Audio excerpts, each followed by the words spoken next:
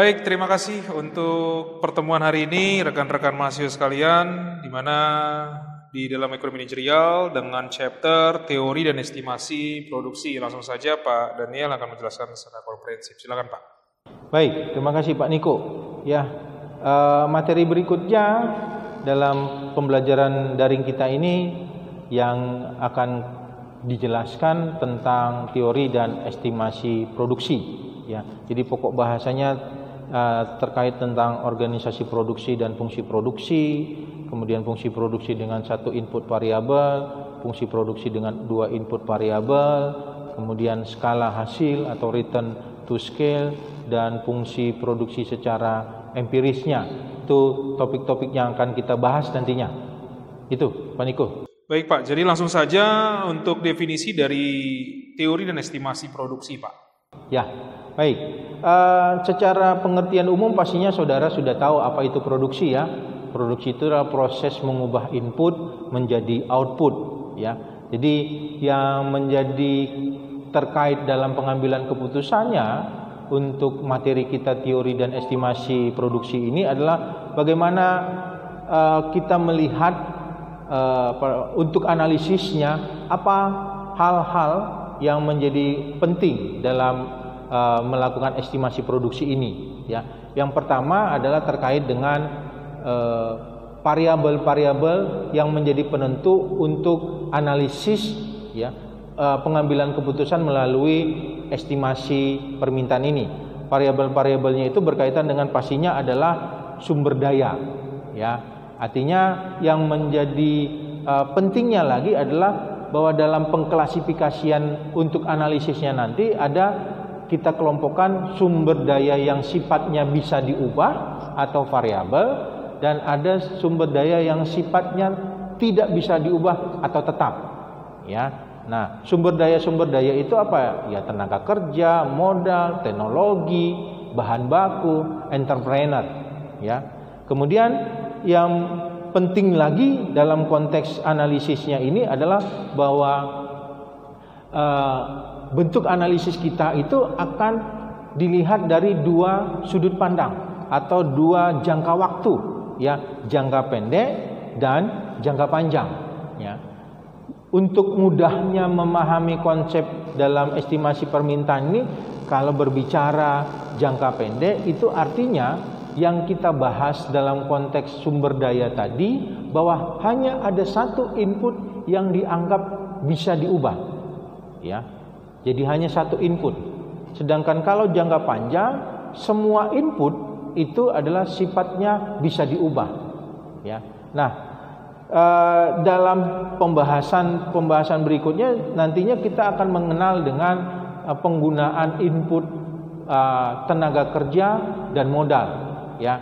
Kenapa hanya dua input ini atau variabel ini yang kita gunakan? Yang pertama alasannya adalah satu, kalau semakin banyak variabelnya kan akan semakin sulit untuk menganalisanya dan menganalogikannya ya. Karena dengan dua variabel saja itu nanti kita harus berbicara soal dari sisi saudara nanti bisa lihat dalam konteks gambarnya ya. Bentuknya tiga dimensi ya. Menganalisis yang dua dimensi aja ya, dalam arti sumbu X dan sumbu Y itu kan sudah tidak mudah, apalagi ada sumbu Z-nya. Jadi tiga dimensi ya. Nah, yang kedua, kenapa hanya variabel tenaga kerja dan modal?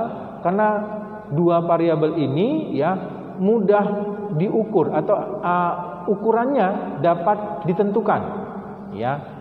Nah, kalau tenaga kerja berarti satu orang, dua orang kan gitu ya. Kalau modal 100.000, 200.000 ya, dan lain-lainnya. Itu penjelasannya Pak Niko. Baik Pak, di dalam materi kita ini diminta definisi daripada fungsi produksi dengan satu input variabel Pak. Ya, baik. Apa analisis atau apa yang dimaksud dengan fungsi produksi dengan satu input variabel? Ya. Dalam konteks estimasi permintaan, estimasi produksi ini ya, di awal tadi saya sudah sebutkan bahwa kita melakukan ada dua pendekatan cara satu variabel dan dua variabel, satu input variabel dan dua input variabel, maka fungsi produksi satu input variabel itu artinya dari input-input yang ada tadi, ya seperti yang saya sebutkan, tenaga kerja, modal, tanah, ya tanah ini berkaitan dengan sumber daya, teknologi, gitu ya. Nah, jadi dari 4 variabel ini atau dari input-input ini hanya satu input yang kita anggap sebagai input yang bisa dirubah. Yang lainnya tidak bisa diubah. Tujuannya untuk apa? Tujuannya kalau kita mau meningkatkan produksi yang semakin bertambah, maka inputnya ini yang kita tambah. Ya. Jadi kalau saya menganalogikannya begini, seorang petani, dia punya lahan katakanlah 1 hektar. Kalau dia mengerjakan sendiri, satu harinya mungkin itu hanya sekian ratus meter persegi yang mungkin dia bisa olah tanah tersebut. Tapi kalau dia mengajak keluarganya, katakanlah istrinya aja dulu, dengan mereka berdua, mungkin satu hari bisa lebih luas lagi lahan pertaniannya yang dia bisa olah. Kalau dia tambah lagi, maka akan semakin luas lagi dalam satu hari lahan pertaniannya yang bisa diolah. Itu yang dimaksudkan sebagai fungsi produksi dengan satu input variabel. Nah, ukuran-ukurannya itu ada yang namanya total produksi, gitu ya. Kemudian marginal produksi atau marginal product, kemudian rata-rata produksi atau average product, dan elastisitas untuk outputnya, ya. Nah, secara hitungan-hitungan sederhananya nanti saudara bisa melihat pada tabel, ya. Nah, apa yang menjadi hal penting berikutnya dalam konsep estimasi produksi satu input variabel ini tadi adalah kita melihatnya dari bentuk kurva produksinya, ya. Jadi bentuk kurva produksi ini, ya, dari bentuk kurva produksi ini kita bisa membuat sebuah analisa, ya.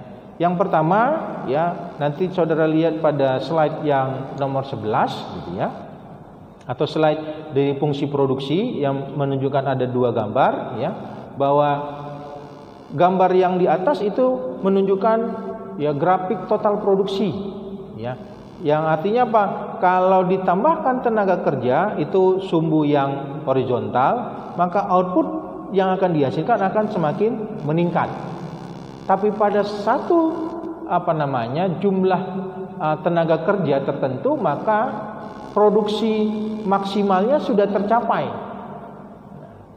Kalau ditambahkan lagi, bukan semakin meningkat secara total, semakin menurun. Nah, kenapa terjadi demikian? Itu kita lihat atau kita dapat analisis pada gambar yang di bawahnya, yaitu gambar yang menunjukkan kurva marginal produknya, itu yang garis hitam yang langsung menungkik memotong sumbu horizontal, dan garis atau grafik rata-rata produksi yang masih di atas sumbu horizontal, ya.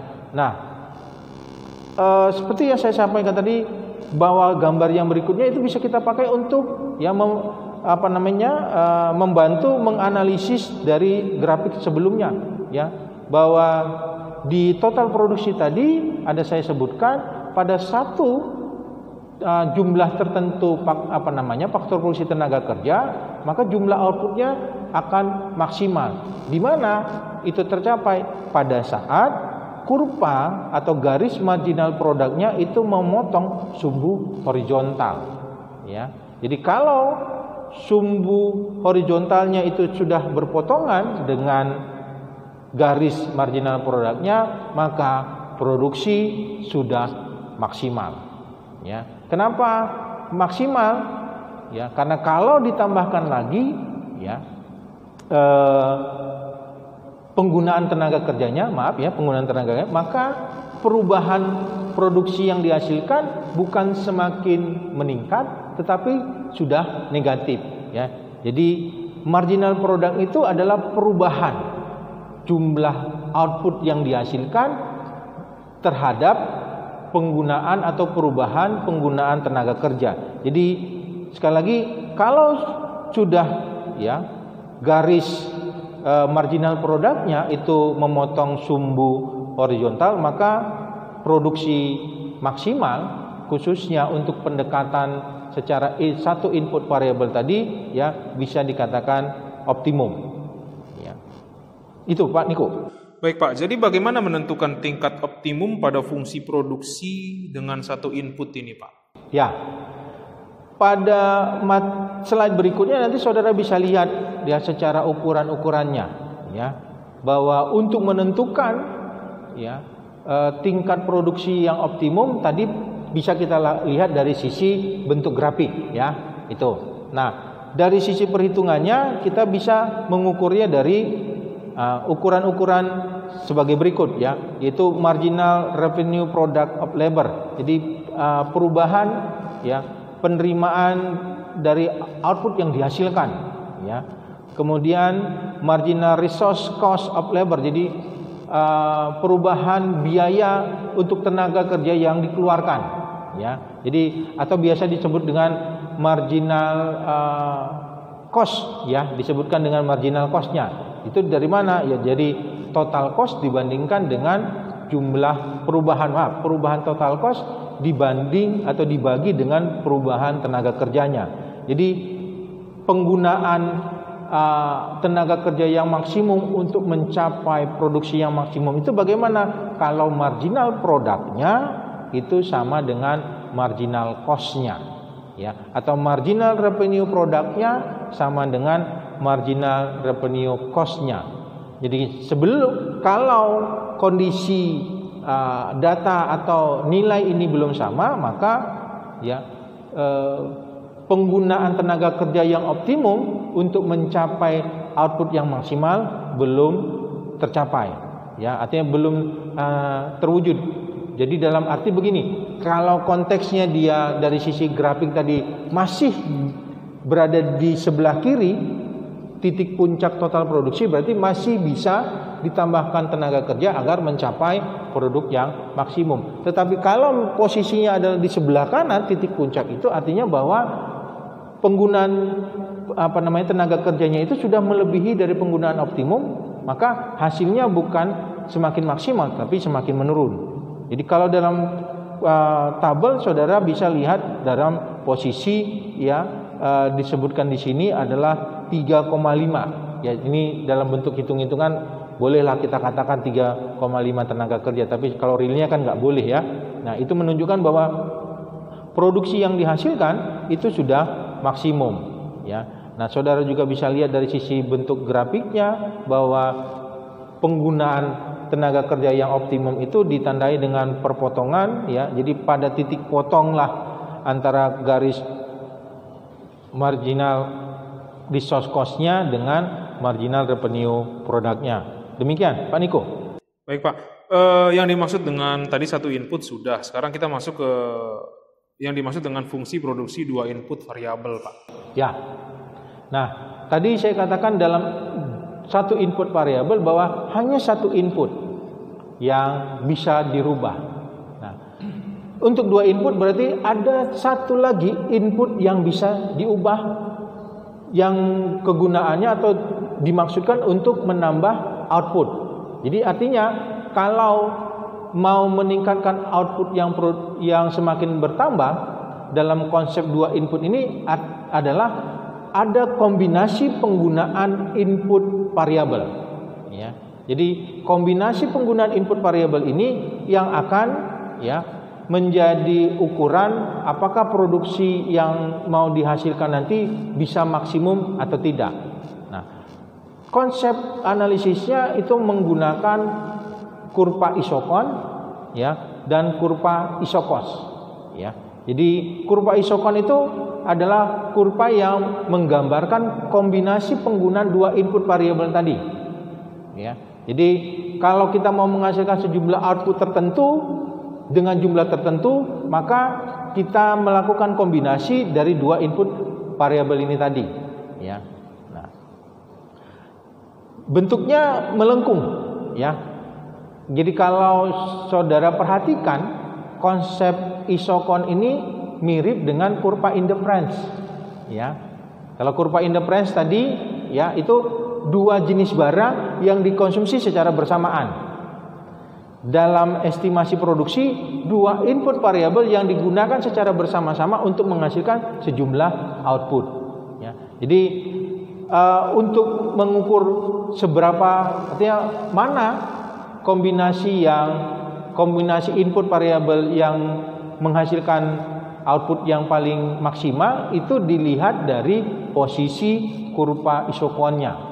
Semakin tinggi posisi kurva isokonnya, ya, jadi saudara bisa lihat pada gambar, semakin tinggi kurva isokonnya maka jumlah outputnya akan semakin banyak. Itu yang ditunjukkan dari kode 40Q, gitu ya. Itu yang menunjukkan. Jadi artinya apa? Artinya 40Q itu penggunaan kombinasi yang maksimal, ya. Jadi penggunaan kombinasinya begini juga, saya tambahkan.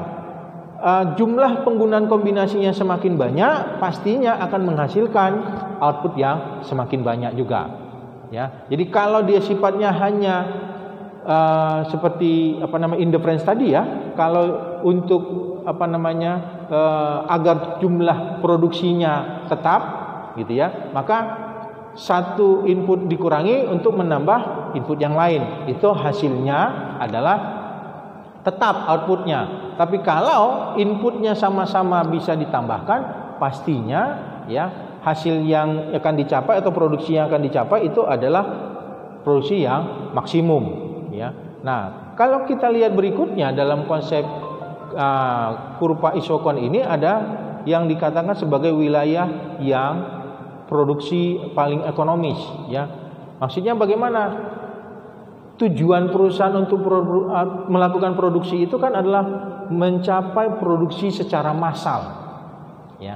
Produksi secara massal itu adalah produksi di mana biaya yang dikeluarkan sudah paling minimum, tapi output yang dihasilkan sudah semakin banyak, ya. Itu dia yang kaitan dengan wilayah ekonomis ini. Artinya adalah pada dari sisi gambar ini, bahwa garis yang tebal hitam itu menunjukkan garis di mana wilayah produksi yang paling optimal bagi perusahaan untuk mencapai produksi yang ekonomis atau massal tadi, ya. Jadi konsep dari pendekatan dua variabel tadi, kita lihatnya dari dua pendekatan secara isokwan dan secara isokos nantinya. Baik, demikian Pak Niko. Baik Pak, lanjut untuk yang definisi MRTS Pak. Ya, kalau di dalam analisa perilaku konsumen tadi ada namanya marginal rate of substitution, ya. Nah, karena apa? Karena penggunaan dua barang yang dikonsumsi, atau bukan penggunaan, artinya mengkonsumsi dua jenis barang yang saling mensubstitusi. Nah, dalam estimasi produksi ini adalah marginal rate of technical substitution, artinya pertukaran, ya, dua input agar tingkat produksi yang dihasilkan tetap sama, ya. Jadi kalau mungkin lebih mudahnya bagi saudara juga, saudara langsung juga bisa melihat kepada slide, ya. Jadi marginal rate of technical substitution itu digambarkan dari contoh saya misalkan adalah titik N dan titik R, ya. Jadi titik N dan titik R itu kan berada pada kurva isokon yang sama, yaitu jumlah yang dihasilkan adalah 12. Jadi marginal rate of technical substitution itu adalah pertukaran agar tingkat produksi yang tetap apabila jumlah tenaga kerjanya ditambahkan, itulah yang di titik R, ya. Tadinya yang di titik N jumlah tenaga kerjanya itu 1, gitu ya. Agar output yang dihasilkan tetap 12, ya, dengan maksud menambahkan tenaga kerjanya dari 1 menjadi 2, maka jumlah modalnya itu harus dikurangi, ya, dari 4 menjadi, ya, ini perkiraannya adalah 1,5. Agar apa? Agar produksinya tetap menghasilkan 12. Ya, itu yang menjadi penjelasan tentang marginal rate of technical substitution. Kalau dari sisi perhitungannya, yaitu perubahan modal dibagikan dengan perubahan tenaga kerja, atau marginal produk tenaga kerja dibagikan dengan marginal produk modal. Ya, jadi saudara bisa lihat contoh berikut, penjelasan berikutnya bagaimana ya dari sisi slide, nanti saudara bisa perhatikan terkait dengan kalau sifatnya kedua input variabel itu secara substitusi ya atau secara komplementer ya. Nah, bagaimana kombinasi secara optimalnya dari sisi pertanyaan yang berhubungan dengan MRTS tadi ya. Tadi saya sudah singgung, yaitu terkait dengan garis isokos ya. Isokos ini adalah ukuran biaya yang akan batasan biaya ya yang sanggup dibayarkan oleh perusahaan dalam hal membeli input variabel tadi ya. Jadi kalau sekali lagi di dalam budget line itu kan sejumlah uang yang dibelanjakan oleh konsumen untuk membeli berbagai jenis barang. Nah, kalau di sini adalah batasan biaya yang sanggup dibayar oleh perusahaan untuk mendapatkan variabel input variabelnya. Jadi sehingga jadinya bagaimana pencapaian produksi yang maksimum itu? Maka pencapaian produksi maksimum itu adalah apabila kurva isokuannya bersinggungan dengan garis biayanya. Titik singgungnya inilah yang disebut sebagai keseimbangan produsen atau produksi yang maksimum, atau secara hubungan matematisnya MRTS itu adalah terkait dengan upah ya, tingkat upah dibagikan dengan tingkat suku bunga ya. Nah, yang menjadi penting lagi dari penggunaan analisis estimasi ini adalah kombinasi-kombinasi penggunaan input variabel yang bersinggungan dengan garis biayanya ya. Kombinasi-kombinasi ini, titik singgung ini kalau kita hubungkan itu menjadi garis ekspansi. Jadi kalau dalam aplikasinya ini adalah kemampuan perusahaan untuk berekspansi, mengembangkan usahanya ya. Jadi sebagai contoh misalnya perusahaan yang membangun pabrik baru, itu adalah bentuk dari hasil perhitungan secara estimasi penggunaan isokuan dan isokos ini. Jadi artinya semakin tinggi persinggungan ini yang mengarah kepada garis ekspansi yang saudara bisa lihat di gambar slide, itu menunjukkan bahwa pastinya dia semakin menambah pabrik-pabrik barunya ya. Jadi sebagai contoh aplikasinya saudara bisa lihat dalam konteks teh botol sostro. Itu kan bukan banyak sih saya katakan, artinya dia membangun beberapa pabrik-pabrik ya di tempat-tempat tertentu yang tujuannya agar jumlah produksi sostronya itu semakin banyak. Agar apa? Agar bisa memenuhi kebutuhan konsumennya. Demikian Pak Niko. Baik Pak, sampai kepada pertanyaan terakhir mengenai konsep terbaru yang mungkin berkembang dalam estimasi produksi Pak.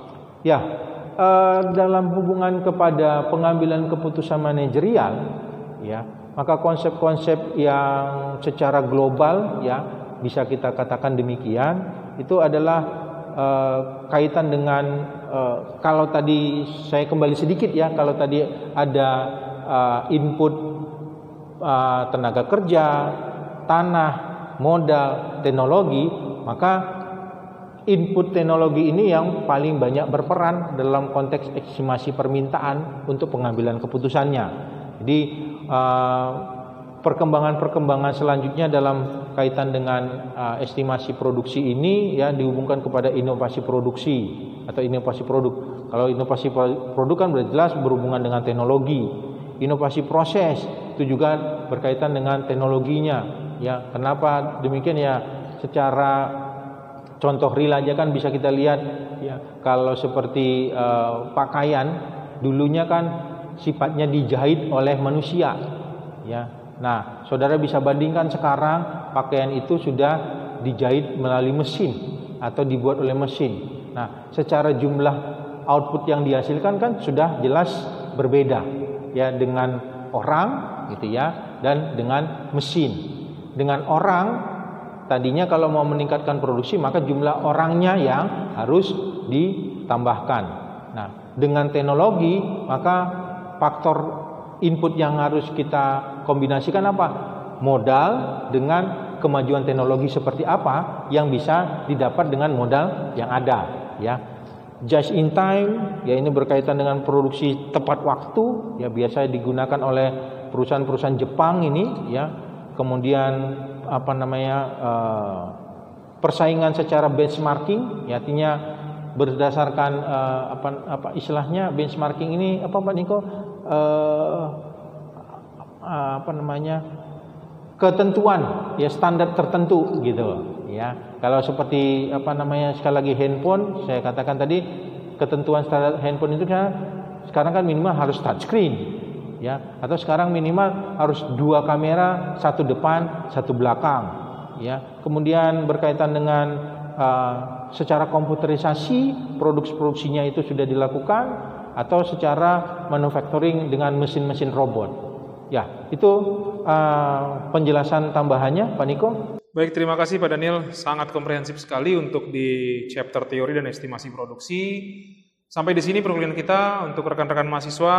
Sampai ketemu di pertemuan selanjutnya. Terima kasih, salam. Terima kasih ya.